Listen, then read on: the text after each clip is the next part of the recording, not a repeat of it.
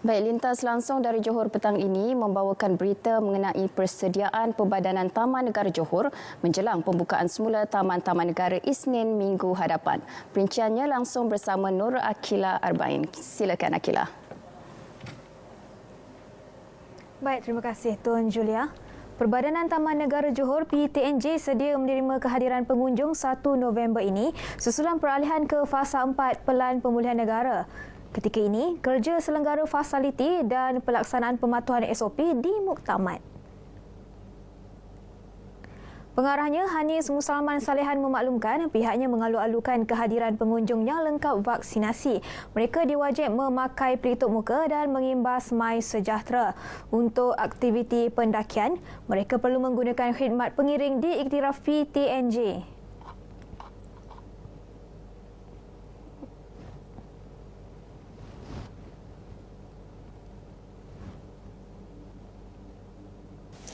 Kita di PTNJ ini memang telah pun kita sediakan untuk semua fasiliti ini untuk menerima kunjungan daripada semua pengunjung, tetapi kita menghadkan mengikut saranan daripada Majlis Kemaslahatan Negara kerana kita pun menerima separuh daripada kebiasaannya pengunjung.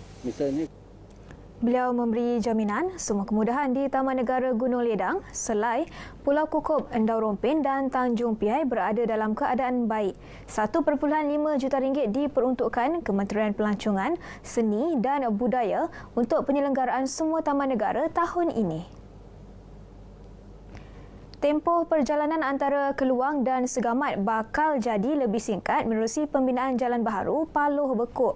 Projek Kementerian Pembangunan Lor Bandar yang dianggar bernilai RM199 juta itu dijangka bermula tahun hadapan. Projek melibatkan laluan sepanjang 13 km. Ia dijangka bakal dimanfaatkan 29,000 penduduk. Ya, kawasan ini kan berhampiran dengan rekreasi Sungai Batang dan juga Selai. Jadi saya rasa akan meningkat lagi sektor pelancongan dan kawasan ini, lokasi ini tidak jauh daripada Bekan Bekuk, lebih kurang dalam 500 meter. Dah ada stesen kereta api yang sedang dibina. Jalan Baharu Paloh Bekuk dijangka siap sepenuhnya dalam tempoh 3 tahun. Ketika ini, perjalanan antara kedua-dua lokasi memerlukan masa lebih 1 jam dengan membabitkan jarak lebih 70 km. Bomba Johor sedia mengatur gerak anggota dan aset bagi menghadapi banjir. Turut diberi kursus pengukuhan pengendali bot pasukan penyelamat di air.